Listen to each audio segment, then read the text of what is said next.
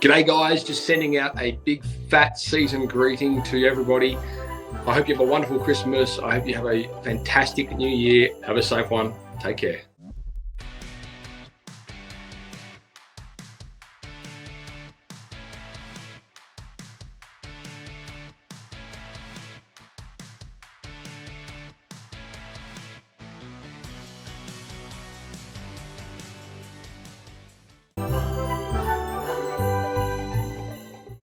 And here we go again, right? We do this with the CSRs, right? We talk about what's the power of booking one more call. If we do, how many of those calls turn into how many dollars, how many convert in the house, how many turn over to flipped leads or bigger jobs. We could do the math and we could understand that one more booked call per day for a company could really mean millions of dollars. Mm-hmm. And so this is a great aspect. This isn't about challenging thinking. This is just creating clarity and alignment.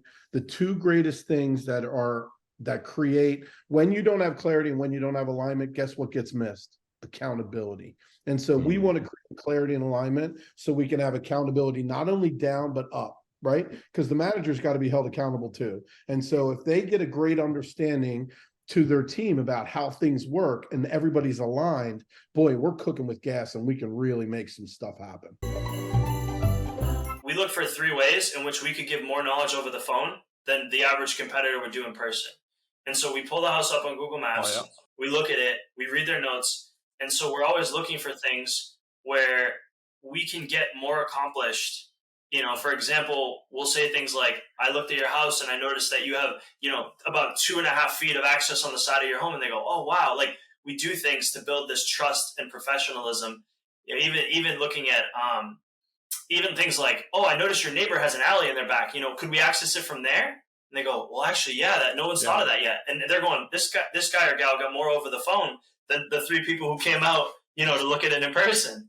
Yeah, that's awesome. Cool. So let's talk a little bit about how you roll this out and implement it in the landscape of change, when we're talking about, because like often you'll have businesses that have been doing something a certain way and that whole it ain't broke, don't fix it kind of mentality, when all of a sudden you throw this new model into the mix and people all clam up. People hate change, right? This is normal. So how do you navigate that? That's tough. My team wasn't bought into this model. This was, again, pre-COVID when we started doing this, and they were like, wait a minute, what? And I'm like, yeah, we're going to go virtual. I'm like, this is the next, this is the future. So we started off by just simple. Step 1 was, hey, you can send us some photos and we can give you a quick price over the phone, or we can come out. And at that time, we weren't charging. And so we found that, like, I forget the exact stat, but it was staggering. It was like 60% of clients wanted to just send photos and quickly schedule. And I was like, wow, this was interesting. So I managed those like first 25 appointments. I managed all of them. Like I was like, send them my calendar. I'll talk to the client. I'll figure this out, like what we need to say. So I felt in control, and which as an owner, you always want to, it's tough, right? To give that up, especially when it's uncharted waters. This was before all the digital stuff. Like I said, after COVID, things became more normalized, but this was like totally off the beaten path. So we started with that. Then we started, and I realized that because we offered this, we rolled out, it was a small fee, I think $47. So it was like, we can come out for $47 or you can send in photos. I was trying to push people more towards the photos if they weren't serious about us coming out because of the time and everything. And then I realized 47 wasn't pushing enough people away. Like they were like, well, we thought it was easier to get you out anyway. And I'm like, I just drove an hour and a half. Like it would have been nice, So we kicked it to 97. We tested 147. That was pushing out too much. We found our sweet spot. But I know people where I've helped them build this model and they don't even charge. It's just a convenient speed thing. Like I have a commercial contractor and he does it with plans. He does it with blueprints where he's like, hey, send us a set of plans. I'll pick one item off that and I'll kick you a number. We'll hop on a call later today. Like you can use the psychology for any type of the business. I think the key to remember is when it comes to your team and what you expect from them and their behavior and performance, there's a saying that says you get what you demand and you encourage what you tolerate. And I like the last line in particular because if you're tolerating it, even if you don't like it, you're just encouraging it to continue. So the sooner you have the conversation, the sooner you're going to sort the problem out. Yeah, it's true. Sometimes we just dance around things, Yep. expecting things to change, and they never will. And They again, never it's will. not necessarily through anyone's fault. It's just a communication thing. Yeah, because if you're not saying anything, your team member thinks they don't know they're doing the wrong thing. So of course they're going to continue.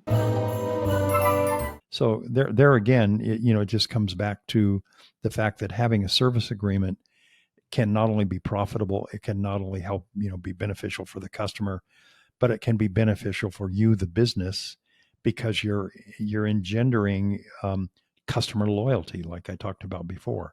Customers are not likely to shop around if they're happy with what you're doing. And as I mentioned before, they're most likely going to provide some referrals on occasion to their friends and family about your business. Yeah, well, and when you have a piece of you have a piece of content that tells the story or tells your process, and it's on your website, they're looking around and they click into that. We've seen an increase in our closing rates just since we've rolled out these videos and our new website. Like, people are calling more ready to buy, and they're less ready to find a competitor, because when they find that competitor, they don't have those things that we have. They don't have the processes, they don't have the systems or the videos and stuff. So it actually takes you out of that sense of selling a commodity. Because if you've got a bid from both paint companies and they're just about the same, they tell you the same stuff, the experiences are the same, the customer is going to go right to the price and pick the one that's cheapest. Mm-hmm. So, but if you can provide this sense of like, what we're doing here is special and nobody else is doing what we're doing, you put yourself in a whole different market. And then they are buying from you, not because you're the cheapest, but because you're the best. And like, that's the unfortunate thing, is drinking and being hungover in Australian culture is just normal. And then when you step away from it, like you understand how much better life can be. And you're like, the energy levels that you have, and you wake up and you're feeling fresh, and like your levels of clarity, you're just focused on business and you're smashing it. And once you get a taste of it, it's like, okay, I'm going to be addicted to that taste instead of the taste of waking up and feeling like a dickhead on a Saturday or Sunday morning. It is 100% a game. And actually, if you don't play the game, they lose confidence in you. And so I give you like two different. So if the secret, I guess, in all of this, and obviously they don't go around, and it's no one's fault because they don't advertise this, but they give you their worst possible contract to sign. They couldn't be any worse, but they know it's a game, and they have backup clauses for every single one, and they have permission to negotiate to X level on all of these things. So you just need to know what to negotiate, what's important to you. And so they're expecting you to negotiate. And if you don't negotiate, they think you haven't a clue what you're doing. Right. Well, you do negotiate, you negotiate hard, to actually respect you. And in the post-award phase, there's this also the approach for people like, oh, I don't want to be contractual. If I'm contractual, they're gonna piss them off and they're not going to give me more work. Right. So a lot of people think that as well. But again, that's not the reality. That is true if you start off super compliant, doing everything they ask you to do, and then halfway through the project, you start getting contractual because you're like, oh, there's a problem here now. I need to get a contractual. That will annoy anybody. If you start off contractual, like a Downer or a company like that, they just look at you. Oh, these guys are switched on. They know what they're doing. They're really quick with their paperwork, and that's the perception they get. You get that respect, professionalism, rather than rolling over, being told what to do whatever I tell you to do.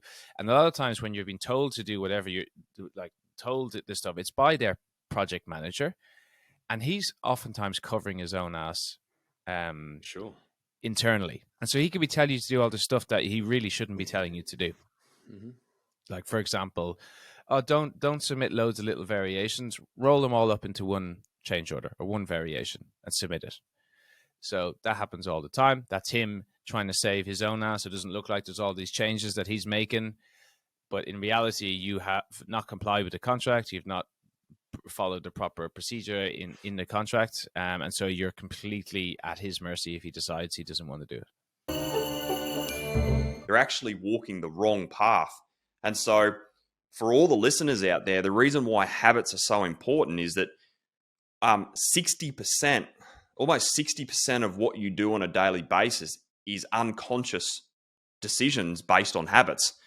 I think it's 60%. And so what that tells us is most people think they're in control of what they're doing on a daily basis, but more than half of what we do and what we say and what we think is based on unconscious habits. And so we're actually not in control of what we do. Our habits are. So if we're not happy with the results that we're getting, it's often because we've got unhealthy habits. And so for the listeners out there, it's about looking at your life and thinking, well, if you're not happy with certain areas in your life around your health, your wealth, your business, all the connections, it's more often than not necessarily a skill gap. It's actually a wrong habit that you've formed and you're executing on a daily basis. And so if they want to make change, they've got to go fundamentally down to behaviors, which is their habits. And if they can change them, then that's actually what's going to change their life. And that's why habits are so powerful. If you only have enough budget to show up, once every now and then when someone is searching, and you're competing against someone who is consistently appearing when someone searches, even if they're not clicking on that ad, they're getting that name in their mind. Company ABC. Oh, I've seen them, their name 5 times when I searched, and now that I'm ready for a plumber and looking for one, oh great. I've seen their name, I'll click on their ad now and we're off to the races. Whereas you've got those ones that are spending $1,000 a month, and they pop up every now and then. They might still get some clicks, but subliminally, even their brand name has nowhere near the credibility that the guys who are spending $100,000 a month have been able to build up through their spend. Yeah, and that's often the case. When we're dealing with businesses that they'll come to us and they'll ask they want to compete on these terms or whatever it is, or we do everything. We can service the whole area and we do everything. And you're like, you can't. And I'll tell you why. Because this guy here, I know for a fact, is spending $250,000 a month on ads for the same term, and he can service it.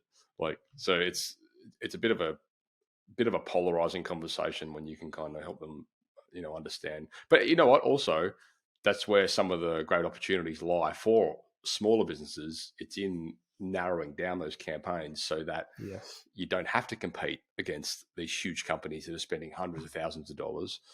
You can compete, in your own little space there and gradually grow it bit by bit if you need to.